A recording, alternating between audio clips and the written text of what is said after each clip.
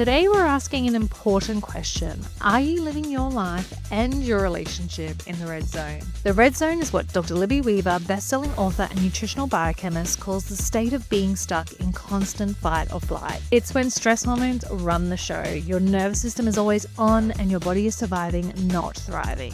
For many of us, this has become the new normal. We rush, we multitask, we run on coffee or wine, but the cost is high. We feel exhausted, disconnected from our bodies, and often short-tempered or unavailable to the people we love the most. In this conversation, Dr. Libby and I unpack what it really means to live in the red zone, how the invisible load keeps so many of us stuck there, and what it takes to move back into the green zone. So if you've ever wondered why you're too tired to connect with your partner, or why stress seems to sabotage your best intentions, this episode is for you.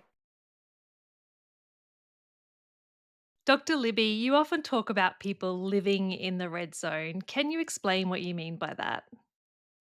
So essentially, Katie, it was a term I brought to life in a book that I wrote called Rushing Woman Syndrome. And that was back in 2011, which for me feels like 5 minutes ago, but it's quite a while ago, apparently. And essentially, there are all different parts of our nervous system. But in a nutshell, living in the red zone means when we live in a constant fight or flight response. So there's a part of the autonomic nervous system called the sympathetic nervous system. And we do need, the sympathetic nervous system activity. It does a lot of wonderful things, but it's ideally that its handbrake is the parasympathetic nervous system. And my concern is that too many people today live with that sympathetic activation. So they live in the red zone, constantly in that fight or flight response. And it's the persistent, the constant, the relentlessness of that state that can be so damaging to our physical health and our emotional well-being. So there's no problem to be in that place sometimes, but I think a lot of us get stuck there, and it's when we're stuck there that it's the problem. Absolutely. It's that long-term living in that red zone, as you talk about, that we need to address. In my experience, I've found that people aren't actually aware that they're living in the red zone. So they're just busy. They might describe it as being busy in life, and life feels a little bit chaotic. So, what are some of the signs that we are actually living our life in the red zone? Yeah, so some of them are a little silent initially. And as you say, we can so easily just put it down to, having a lot on our plate, having a lot of responsibilities, being busy. But really, essentially, there are a host of biochemical changes that go on when we constantly produce adrenaline. So obviously, adrenaline is the hormone we produce when we're in that fight or flight response. And because adrenaline says to every cell in our body that our life is literally in danger, and not enough time has yet evolved for the human body to understand that we might be making adrenaline because we've had 4 cups of coffee and everyone block your ears, but caffeine leads the human body to make adrenaline. Or we might be producing adrenaline because we're worried about a conversation we had 2 days ago, or we might feel that there's a lot of pressure in our day, which can be coming from our thinking rather than there actually being genuine pressure. So when we have those high circulating levels of adrenaline, its job is to help us get out of danger, even though we are essentially, thankfully, relatively safe. So blood pressure elevates. 1 in 3 adults in Australia has high blood pressure, and there can be many causes of that, but certainly what I call living in the red zone is one of those. The second big change that happens is the blood supply that's normally so fantastic to our digestive system is diverted away from digestion to our periphery. So digestion is compromised. 1 in 5 women in Australia have irritable bowel syndrome, and certainly food can play a role in that, but so does this stress response, and it's not talked about enough or addressed. We just think it's just life and a busy life. The next big biochemical change that happens is the red zone essentially starts to change the body's preference for fuel. So there are 2 fuels for the body, glucose and fat, and we are always using a combination of both. But even right now, as we're chatting, am I using 50% glucose and 50% fat, or is it skewed one way? It might be 80% glucose, 20% fat, or the other way around. And nervous system activity and stress hormone production can all contribute to the fuel that your body perceives is safe and appropriate for it to use, because when there's high circulating levels of adrenaline, the body gets the message that you need to get out of danger and you need a fast burning fuel to be able to do that. So the body will prioritize glucose utilization to get out of danger, and that compromises our ability to use body fat or fat from food as efficiently as we would have otherwise. So we start to notice body composition. We can start to notice body composition changes, for example, and even inflammatory type conditions can start to kick in. So there's sort of some of the biochemical changes, but in day-to-day life, we might notice that we're more impatient. So a child might spill a glass of water, which is not in and of itself stressful. It's just another thing that we might feel we need to deal with or ask them to deal with. And it's just almost like a straw that breaks the camel's back. So we might notice that we become more impatient. We might notice that we speed when we're driving our car, even though we're going to be on time. We don't need to speed. We might notice that there's an intensity to our movement. So instead of walking from one room of your home to the other just in a calm, centered kind of fashion, you sort of in overdrive. So there's this intensity and sporadic kind of almost movements. And the mantra that often goes around in people's mind, I think, when they're in this state is there just aren't enough hours in the day. And it's so we just feel this endless kind of pressure, and we feel like we just can't get enough done. So yeah, there's some examples of some biochemical changes that can be going on and that might show up if you say go to your doctor.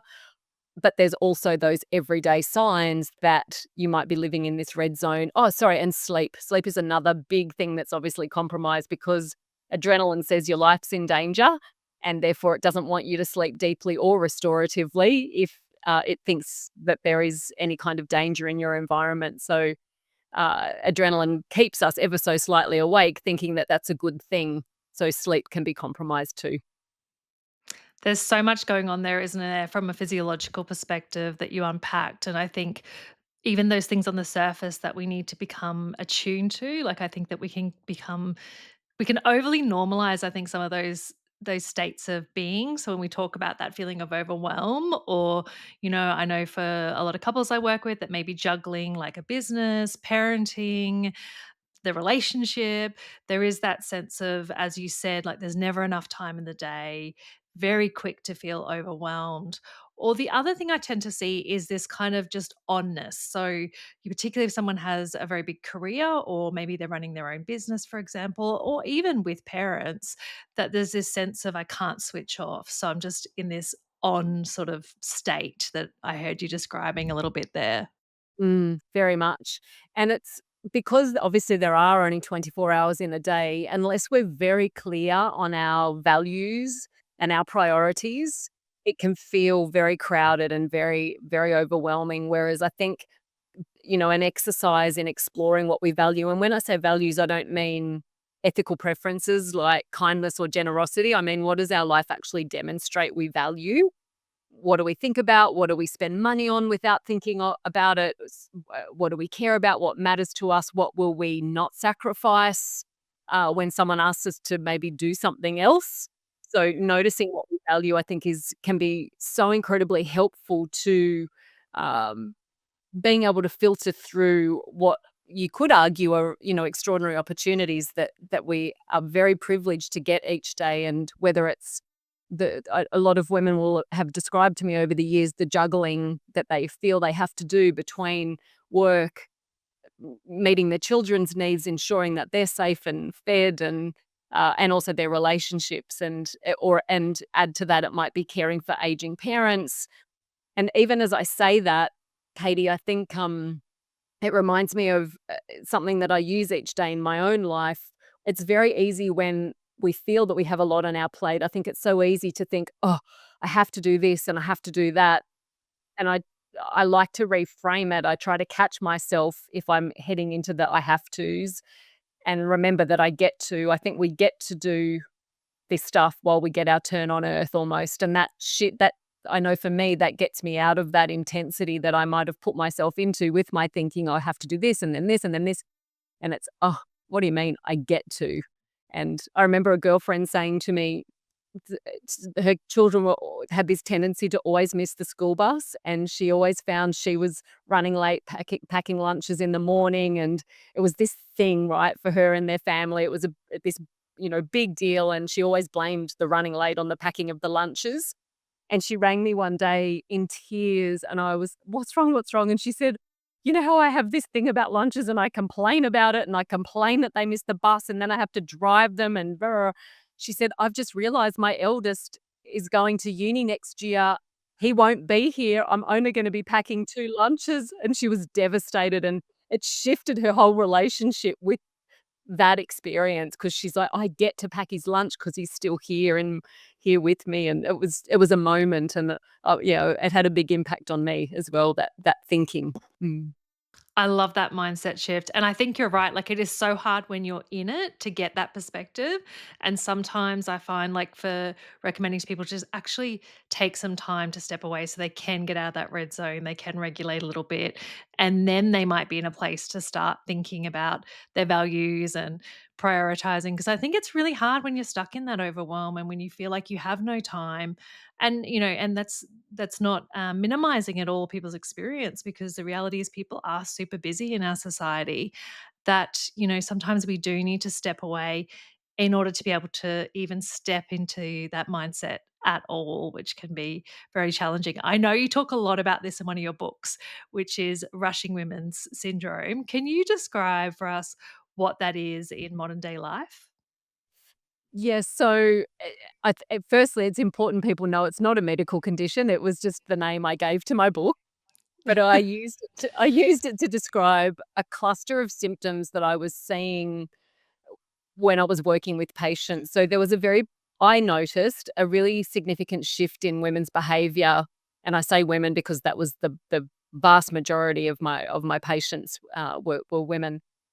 And it they were a lot of women started to run late for appointments. They would sort of burst into my offices with an intensity that I hadn't experienced before, and sometimes I'd think something really dreadful had occurred for them that morning, when quite often when I asked about it, if they were okay, they tried to fit too much into their morning, then they left home late, then they couldn't find a car park, so then they were stressed that our appointment time was going to be compromised. So it was not big life-threatening things, but there was this fresh intensity. And when I wrote Rushing Woman Syndrome, as I said, in 2011, I really thought it was a glitch in the matrix. I thought things were going to calm down again. I thought we'd just momentarily sped up, and how wrong was I? I was very wrong, because it's only gotten faster.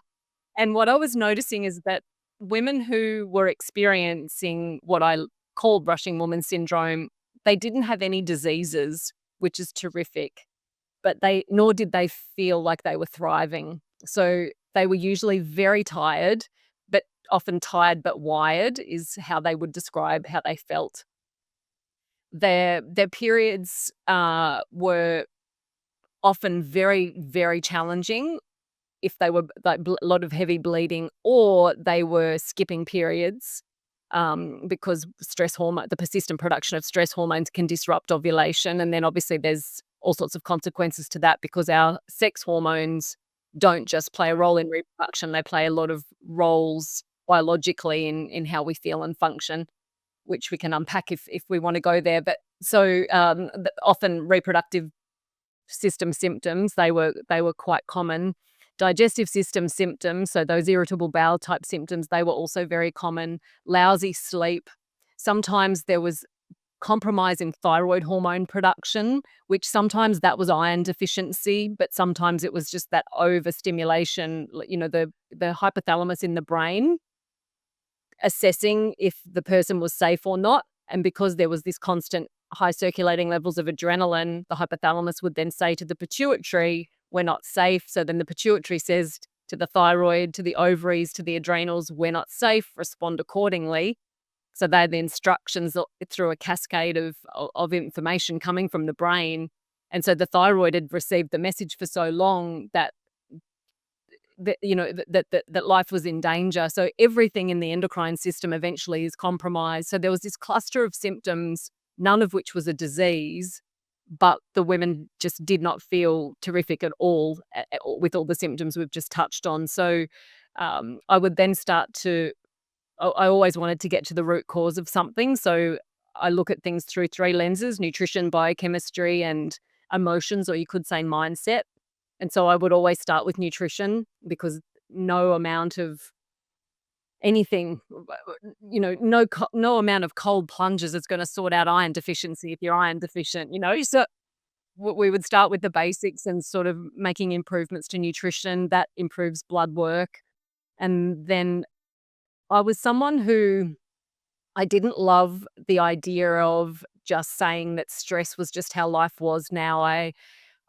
We've just sort of been told to manage stress and it's not working out very well for people. So I like to unpack what leads an individual to produce stress hormones in the first place. And when I was still seeing patients, I would do that with them. So I would ask them for situations in their life where they could feel a heightened response, or their heart might race, or they might keep it all to themselves. It was a very quiet sort of stress, the things they worried about. So I would dig into all of that, and so many of the things that lead us to produce stress hormones actually come from how we think, and we can change that. So if we look at it, caffeine leads us to make stress hormones, perceptions of pressure and urgency. And I'm not denying that there aren't things that aren't urgent. Of course there are. If your child's been injured at school and you get a phone call, that's urgent. You want to get there as quickly as you can. But a lot of what we make urgent these days, we do to ourselves. It's not actually urgent. What I think is behind that is we're worried what someone will think of us. So I would do an exercise with people, and I called it forward words, as in what are the trait that you almost have written on your forehead that you really want others to see in you. And you know, for a rushing woman, she would say, "I need others to see me as kind, thoughtful, selfless." Whereas other women might say, "I need to be seen as competent, hardworking, efficient, reliable." And there's no right or wrong, but I think it's a really helpful exercise for us all to do that. Ask yourself, how do I need others to see me? And you might need to do it with a few key people in your life, because the way you need your mother to see you might be different from how you want your boss to see you, or your partner to see you, or your daughter to see you.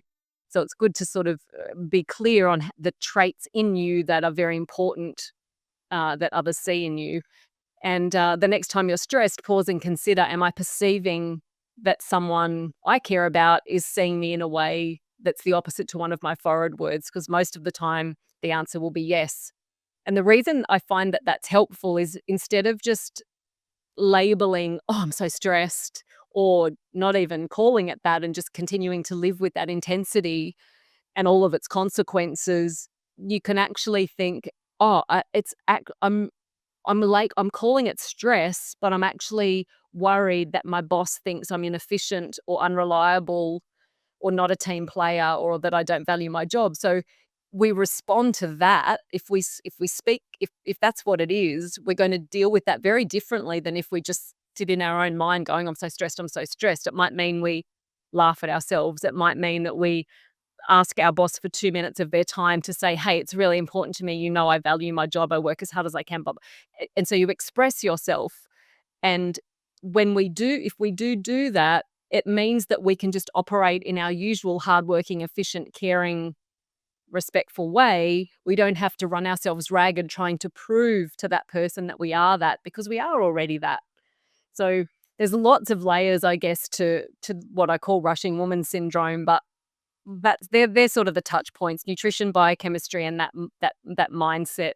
And I find that things shift when we take some new actions, whether it's with nutrition, whether it's with more conscious breathing, or if it's actually unpacking some of those, I guess, psychological patterns that we've developed over our life to try to help us feel safe and comfortable.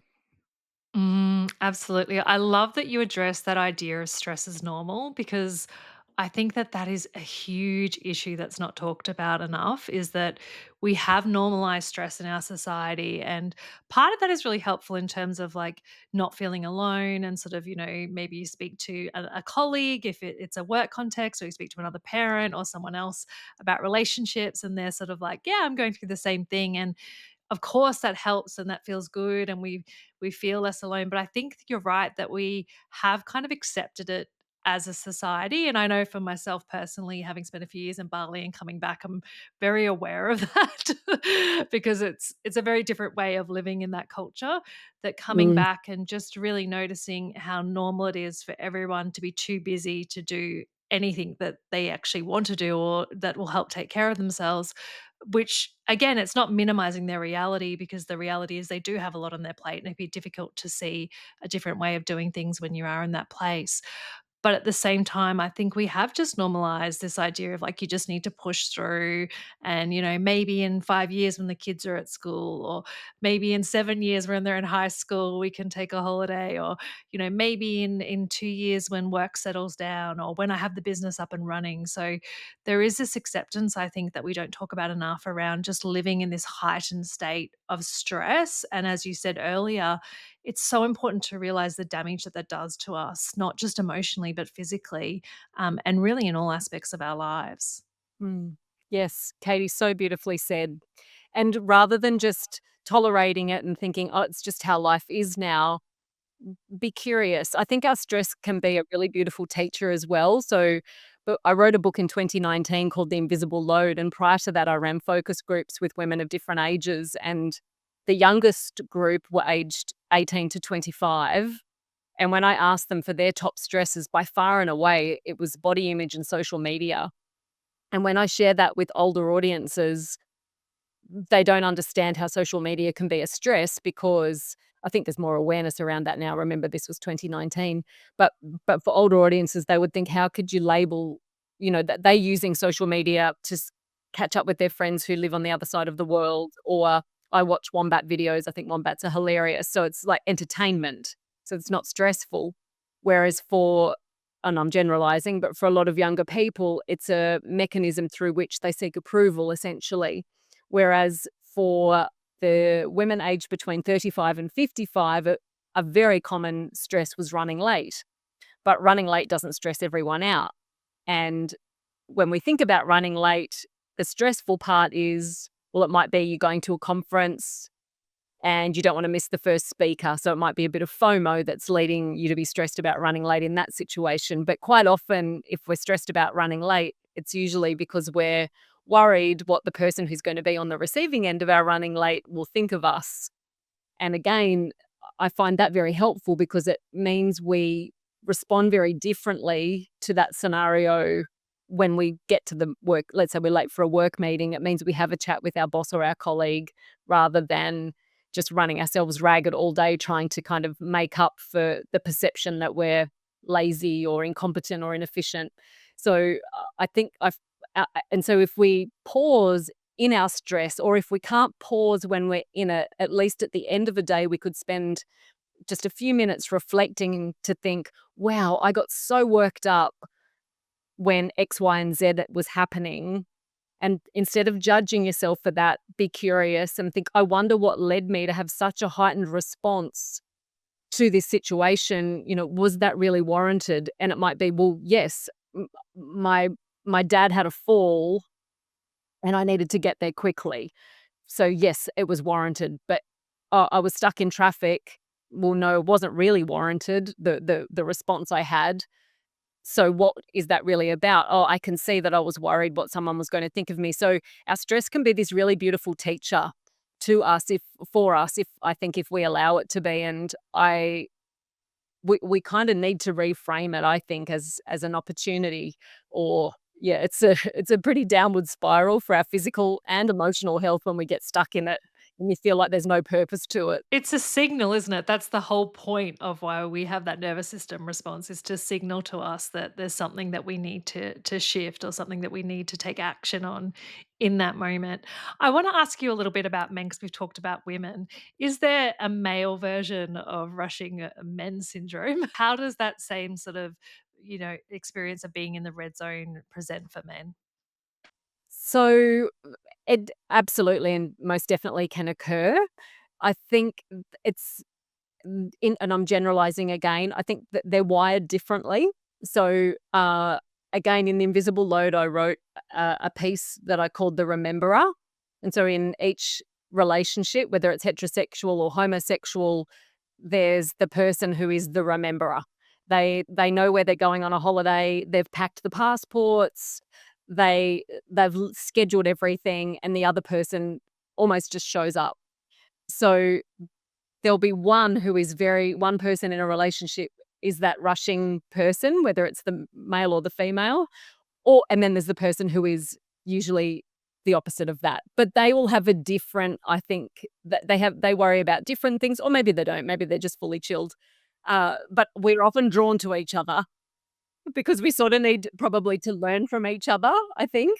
And I'm very much generalizing, but certainly in the focus groups I ran, the majority of women were the ones who they identified with being the rememberer.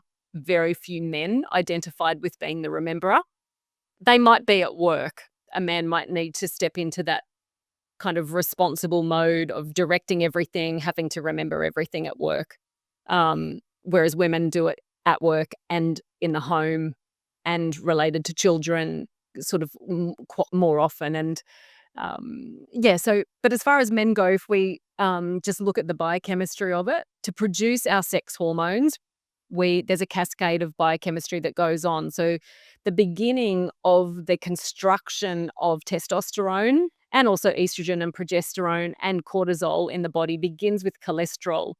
So cholesterol, people don't need to worry about the big silly words, but I'll say them because some of your listeners might be interested in the words. But the pathway goes cholesterol to pregnenolone and then pregnenolone to progesterone. This is in both men and women.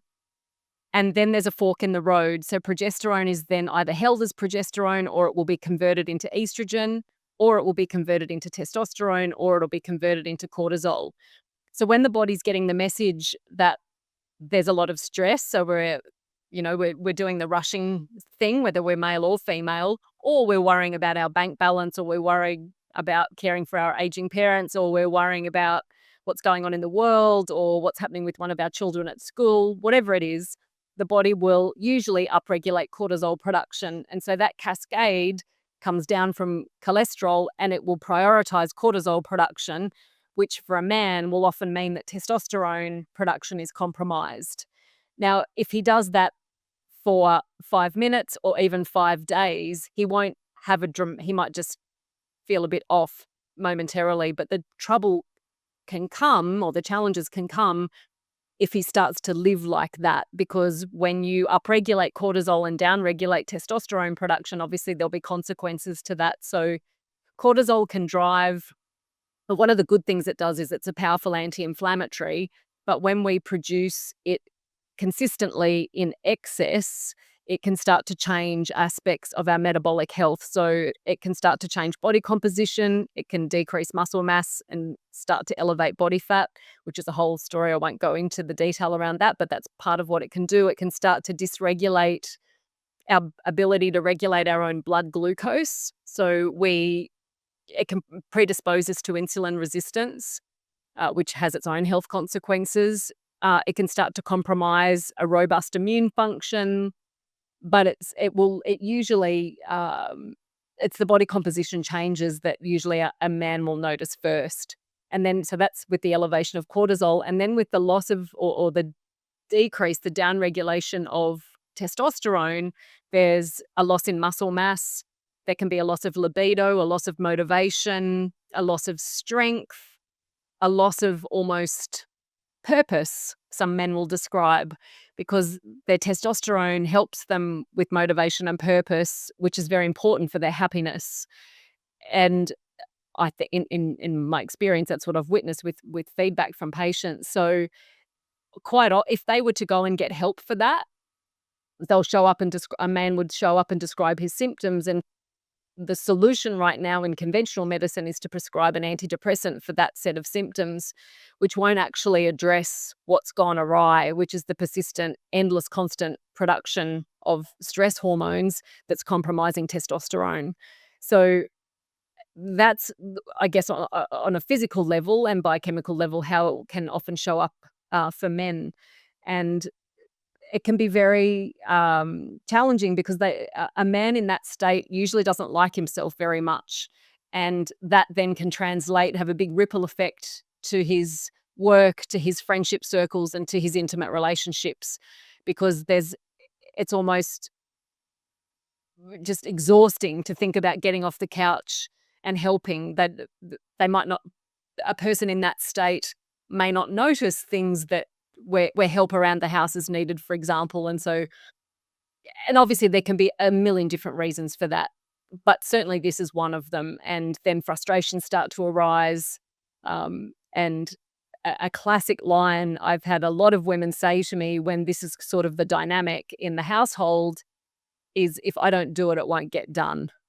And whereas before there was a lot more sharing of workload in the home. So yeah, it's certainly the long-term consequences for men themselves and for their self-esteem, um, and for their motivation and happiness in life, that can be compromised, and that can have a big ripple Mm. effect through a family for sure.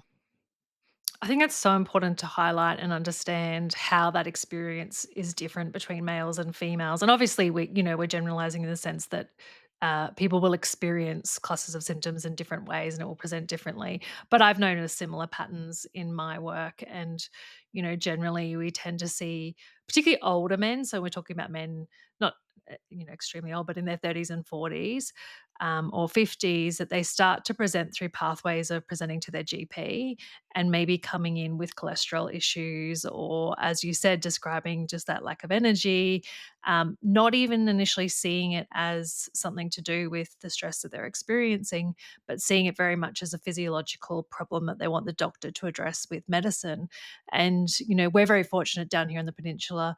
The doctors are fabulous in my experience, and spend a lot of time with these guys, really talking to them about their mental health, and navigating them through to a referral to a psychologist, because, as we know, there can be a lot of barriers for men Right. in that space. Mm. And we noticed a real influx of actually men seeking support coming through from the GP, not in the sense of, obviously, in Australia, people go to the GP for a mental health care plan, but not coming in for that. So coming in for some sort of physical complaint, and then the Mm. GP working with them over time to develop that insight about what else might be contributing to that presentation. And then equally in relationships, I think it's so important to understand that male perspective, because, as you said, when your partner's laying on the couch and you might start to label them as lazy or not helping, and there's something actually going on for them there that needs to be addressed, Mm. which can cause enormous difficulties in the relationship Mm. dynamic. So yeah, it's fascinating, the different ways that stress starts to affect our body in that physiological sense. I want to Right. talk a little bit more about the invisible load. You touched on it there. So you obviously wrote a book called The Invisible Load.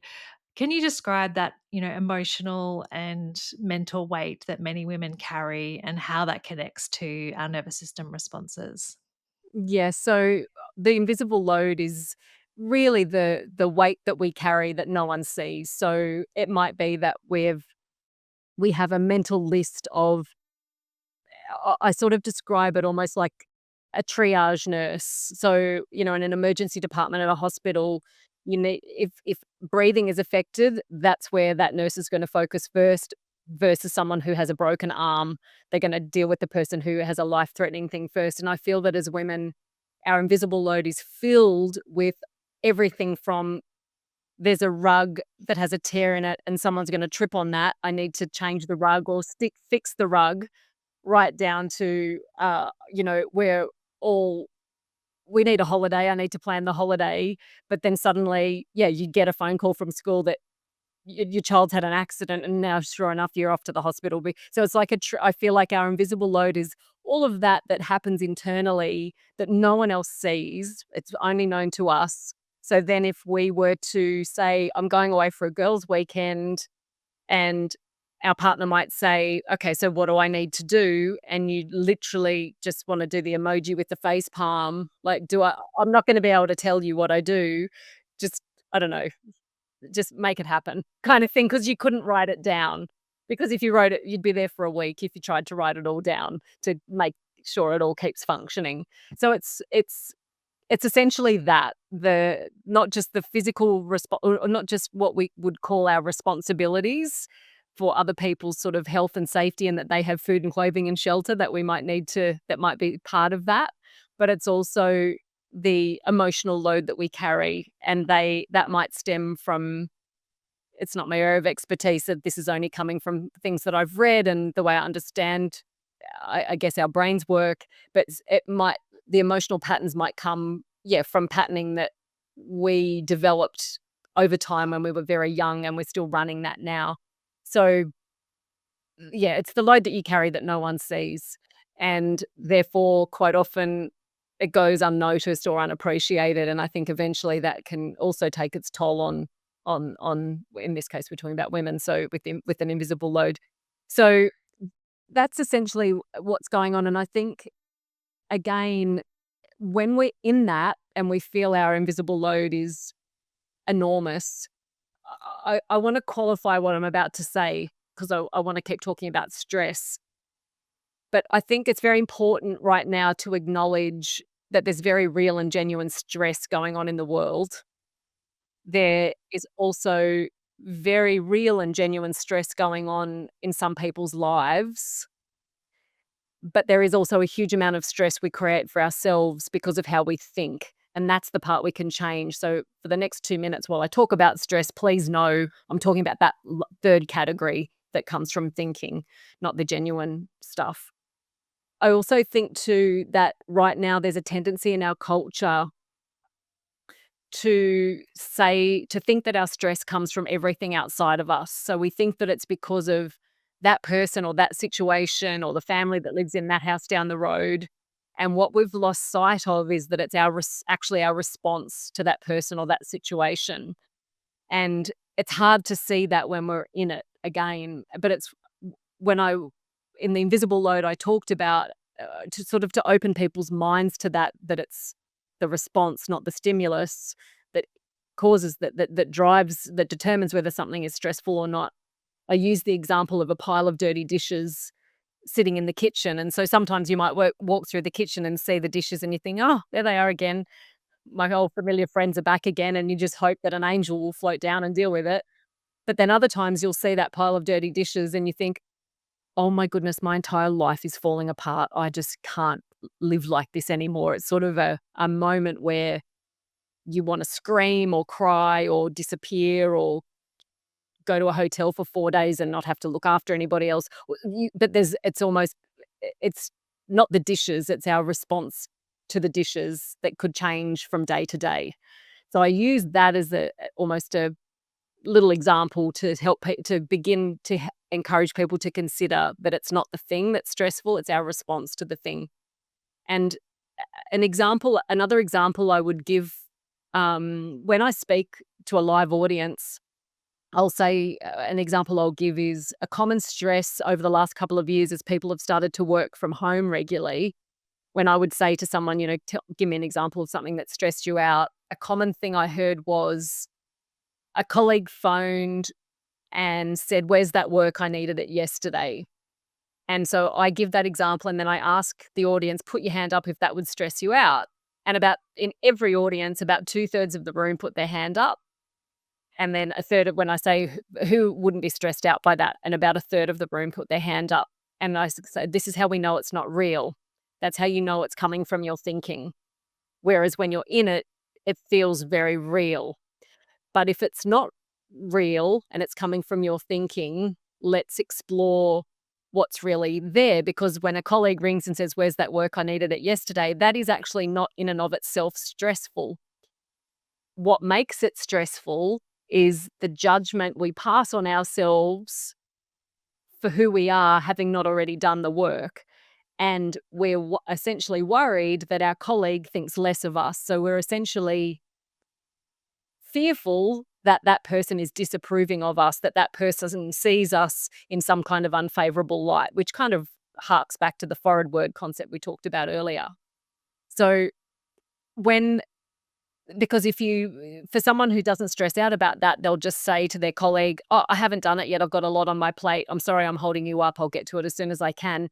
And that would be it. That whole thing is contained in that statement because there's no quite often I think we hear what someone says, but then we also hear what we think they meant.